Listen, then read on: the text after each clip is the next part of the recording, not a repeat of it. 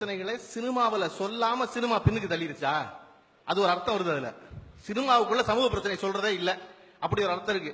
அதுவான முதல்ல தெளிவுற தெரிஞ்சுக்கிட்டு இருந்தோம்ல. சினிமாவில் சமூக பிரச்சனைகளை சொல்றோமா அப்படின்னு யோசிச்சு பார்த்தா, திலகவதி அம்மா நிறைய படம் சொன்னாங்க. அந்த படம், அந்த படம், இந்த மொழி படம், இப்ப ஹிந்தி படம் ஒன்று வந்திருக்கு, இந்த படம் வந்திருக்கு. அம்மா உங்களுக்கு சொல்றேன், தமிழ்ல வந்த முதல் சயின்ஸ் ஃபிக்ஷன் எஸ் ஜே சூர்யாவுடைய நியூக்கு அப்புறம் தான் ஹிந்தி படம் வந்துச்சு. ராத்திரியானா சின்ன பையன், காலையில் ஆனா பெரிய ஆளுன்னு. இப்ப சமீபத்திய படம் இன்று நேற்று நாளை. இப்ப நம்ம ஒருத்தருக்கு உதாரணம் சொல்லிட்டு இருக்க வேண்டியது இல்ல, எல்லோரும் எல்லா இடத்துலயும் இருக்கு. நம்ம எதை பிறக்கிறோங்கிறது மட்டும்தான் அப்படிங்கிறது தமிழ்ல எல்லாமே இருக்கு. எஸ் ஜே சூர்யான்னு சொன்ன உடனே சயின்ஸ் ஃபிக்ஷன் ஞாபகம் வரல. சயின்ஸ் ஃபிக்ஷன் ஞாபகம் வரலையே, ஃபிக்ஷன் தான் ஞாபகம் வருது. சமூக பிரச்சனைகளை தமிழ் சினிமா சொல்வது இல்லம்மா. நீங்க சொன்னீங்கல்ல 2 வருஷமா ஒரே விஷயத்தையே 2 வருஷம் 10 வருஷமா சொல்றது இல்ல. சமூக பிரச்சனையை எடுத்துக்கிறதே இல்ல சினிமா, அதுவும் குறிப்பா தமிழ் சினிமா எடுத்துக்கிறது இல்ல. நான் பகிரங்கமா அதை சொல்றேன் உங்களுக்கு. சாய்ராட்னு ஒரு படம், மராத்தி படம், சமீபத்தில் வந்த படம். நீங்க எல்லாம் பிறமொழி சொன்னதுனால சொல்றேன். சாய்ராட்னு ஒரு படம், மராத்தி படம். 4 கோடி ரூபாயில் எடுக்கப்பட்ட அந்த படம் 100 கோடி ரூபாய் வசூலிச்சிச்சு. அந்த படம் இன்றைக்கு தமிழ்நாட்டில் நீங்க எல்லோரும் பேசிக் கொண்டிருக்கிற ஆணவ கொலையை பற்றிய ஒரு படம். ஆனா அந்த படத்துல சாதியின் பெயர் குறிப்பிடப்பட்டிருந்துச்சு. சாய்ராட்ல பெண்ணு இந்த சாதின்னு சொல்லுவாங்க பேரு, பையன் இந்த சாதின்னு பேர் சொல்லுவாங்க, கொல்ல வர்றவன் இந்த சாதின்னு பேர் சொல்லுவாங்க. அப்படி பேர் சொல்ற சூழல் தமிழ்நாட்டுல தமிழ் சினிமாவில் என்னைக்காவது வாய்ச்சிருக்கான்னு நீங்க சொல்லுங்க. சண்டியர்னு ஒரு தலைப்பு வைக்கிறதுக்கு கமலஹாசன் பட்ட பாடம் இந்த தமிழ்நாடு அறியும். இங்க சிக்கல் என்னன்னா, தணிக்கை குழுன்னு ஒன்று இருக்கு. படம் எடுத்து முடிச்ச உடனே, சரியா, அது நம்ம பேர் சென்சார் போர்டு சொல்லிட்டு தணிக்கை குழு தமிழ்ல. அது சென்சார் போர்டு இல்ல, அது central board of film certification. Certify பண்ண படத்தை ஆனா சென்சார் பண்ணிட்டு இருக்காங்க ரொம்ப நாளா. அந்த குழுவுல தமிழ்நாட்டில் மட்டும்தாமா கட்சிக்கு 2 பேர் இருக்காங்க. கட்சிக்கு 2 பேர் இருக்காங்க. எதை பத்தி நீ எடுக்கவே முடியாது. ஸ்பிரிட் எடுத்தாரு மலையாளத்துலங்கிறீங்களே, நான் இன்னொன்னு சொல்லவா? மலையாளத்துல படம் எடுத்தாங்க, அந்த படத்தை தமிழ்லயும் எடுத்தாங்க. மலையாளத்துல கதாநாயகி காங்கிரஸ் கட்சிக்காரருடைய மக, கதாநாயகன் கம்யூனிஸ்ட் கட்சிக்காரன். கம்யூனிஸ்ட் கட்சியை சேர்ந்த கதாநாயகன் சொல்றான் கதாநாயகி கிட்ட, காலகாலமா ஏழைகளை சுரண்டி பிழைக்கிற காங்கிரஸ் கட்சிக்காரன் மகன் தானே நீ அப்படின்னு அவன் பேசுறான். இதை தமிழ் சினிமால பேச முடியுமா நீங்க சொல்லுங்க. காங்கிரஸ் பேசிடலாம், அதிமுக அதே படம். அந்த படம் தமிழ் எடுக்கப்பட்டது. தமிழ் எடுக்கப்பட்ட பொழுது கவனமா கட்சி எல்லாம் அழிச்சுட்டாங்க. அதுல அந்த படத்தை நீங்க தமிழ்ல பார்த்து நினைத்தால நிற்கும் பிருத்திவிராஜ் நடிச்சு. அப்புறம் என்ன செய்ய சொல்றீங்க? படத்தை எடுத்து முடிச்சுட்டு சென்சார் உள்ளவங்க கொடுத்துட்டு ஆளுக்கால் நீயே இதை செஞ்சேன்னு கேட்டே இருப்பாங்க. அபிராமி ராமநாதன் போன்ற பெரிய மனிதர்கள் எல்லாம் போய் 5 கோடி ரூபாய் செலவழிச்சுட்டு ஐயா படத்தை கொடுங்க, ஐயா படத்தை கொடுங்க, ஐயா படத்தை கொடுங்கன்னு சொல்லுவாங்க. திலகவதி போன்ற இலக்கியவாதிகள் எல்லாம் அடடா பரவாயில்லன்னு சொல்லிட்டு அடுத்த கதை எழுத போயிருவீங்களா? இந்த பிரச்சனைங்க நம்ம பேச வந்தது சினிமா மோகம் சமூக பிரச்சனைகளை பின்னுக்கு தள்ளுகிறதா? சினிமா நல்லதா கெட்டதா, நல்ல சினிமா எடுக்கிறீங்களா இல்லையாங்கிறதெல்லாம் தனியா பேசுவோம் நம்ம, சரியா? நானே கெட்டது எடுக்குதுன்னு சொல்லுவேன், நல்லது எடுக்குதுன்னு சொல்லுவேன், அதெல்லாம் வேற.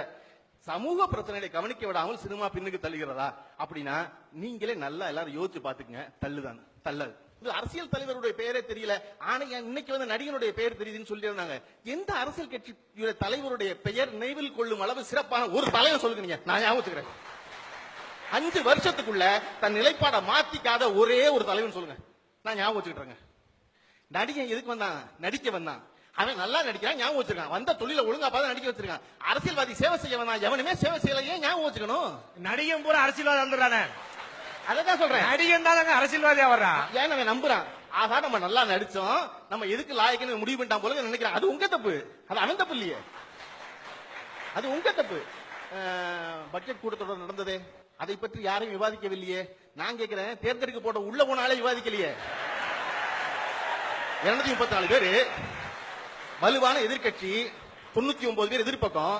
99 இந்த பக்கம் கழிச்சிட்டோம்னா மிச்சம் 135. இந்த 135 பேச போறதுல எனக்கு தெரியும். அந்த 99 பேசலாம் இல்லையா?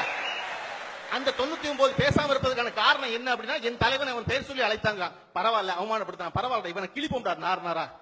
என் தலைவன் பேர் சொல்வதற்கு நீ எல்லாம் கொடுத்து வச்சிருக்கணும்டா. எதுக்காக என் தலைவர் பேர் சொல்ல நல்லா சொல்லுங்க, பேரே சொல்லுங்க, வச்சு சொல்றதுக்கு தான் பேர் வச்சிருக்குன்னு சொல்லிட்டு இந்த 99 பேர் உள்ள உட்கார்ந்து இந்த பட்ஜெட்டை நாரா கிழிக்கிறதா? அதை விட்டு காலையில் சொல்லி வந்துடுறதா? சினிமாவுக்கு வர்றவர்கள் எல்லாம் பேசணுமா? ஓட்டு போட்டவர்கள் எல்லாம் பேசணுமா? நீங்க முதல்ல பேசுங்க, அதுதான் சம்பளம் வாங்குறீங்க மாசம் மாசம். நீங்க பேச மாட்டேங்கிறீங்க. சமூக வலைதளங்கள் எதுவுமே குறிப்பிடல சொல்றீங்களே. பியூஷ் மனுஷ்கிற ஒரு சுற்றுப்புற சூழலாளனை கூட அடிச்ச பொழுது முதல்ல சொன்னது Facebook தானே சொல்லுச்சு. எந்த பத்திரிகை வந்துச்சு? எந்த பத்திரிகை சொல்லியே? எந்த தினசரி மறுநாள் போடவே இல்லையே. 4வது நாள் தானே போட்டுச்சு பேப்பர். 4வது நாள் தான் செய்தியில பேப்பரா செய்தியாவே ஆகுது. நான் இன்னும் உங்களுக்கு கேட்கிறேன், இந்த பிரச்சனை சமூக பிரச்சனைய பின்னுக்கு தள்ளுவது சினிமா மோகம் இல்ல, ஊடகங்கள் திட்டமிட்டு பின்னுக்கு தள்ளுது.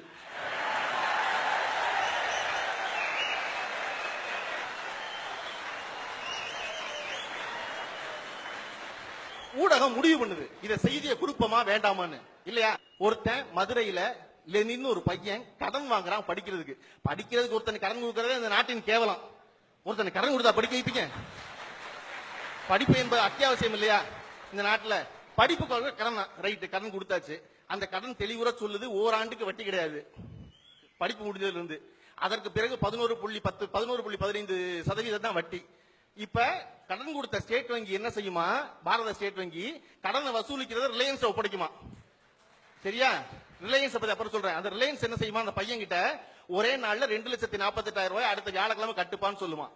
நான் கேட்கிறேன்டா, நீங்க ஒரு வருஷம் கழிச்சு கட்டணும். 2014 கடன் முடிஞ்சாங்க, கடன் 2015 வரைக்கும் கடன் கிடையாது, கட்ட வேண்டாம். 2015 to 16க்கு 11% வட்டி ஓட்டம்னா 1,90,000 ரூபாய் வாங்கியிருக்கான். 2,11,000 ரூபாய் கட்டணும். எங்க இருந்துச்சு? 2,48,000 வந்து இருந்துச்சு.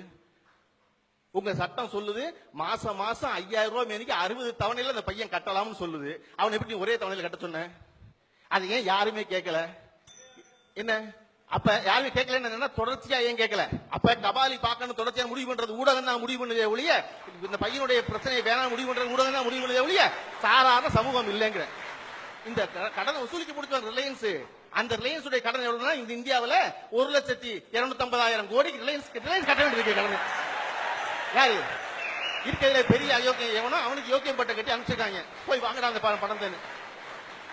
சரி, இது இப்படி நம்முடைய முடிச்சறேன். நீ மணி எடுத்து முடிச்சறேன். இல்லாட்டி ஊடக நடுநிலையா செயல்படான்னு சொல்லுவீங்க. பிரச்சனை என்ன? மக்கள் ஒரு சினிமாவிற்காக அப்படியெல்லாம் சமூக பிரச்சனையை பின்னுக்கு தள்ளவே மாட்டாங்க. ஏன்னா அபிராமி ராமநாதன் சார் சொன்ன மாதிரி, அவராக முதல்லயே மோகன்ராம் சார் சொன்ன மாதிரி, வெள்ளம் பெருக்கெடுத்து ஓடுனா அரங்குகளை மூடிட்டு எல்லாரும் தங்குவதற்கான இடமாத்த அரங்குகளை வச்சிருக்காரு அபிராமி ராமநாதன் போன்றோர். அப்படிங்கும் போது பிரச்சனை பெருசா இருக்கும் பொழுது கண்டிப்பா மக்கள் அதுக்காக நிற்பாங்க. இன்னொரு முறை வாய்ப்பு இருக்கும் பொழுது நான் பேச வேண்டிய அவசியம் இல்லாமல் எதிர்க்கத்தை நீங்கள் சொல்லாமல் தான் நான் பேச வேண்டிய அவசியம் இல்லாமல் இருக்கிறேன் என்று சொல்லி விடைபெறுகிறேன்.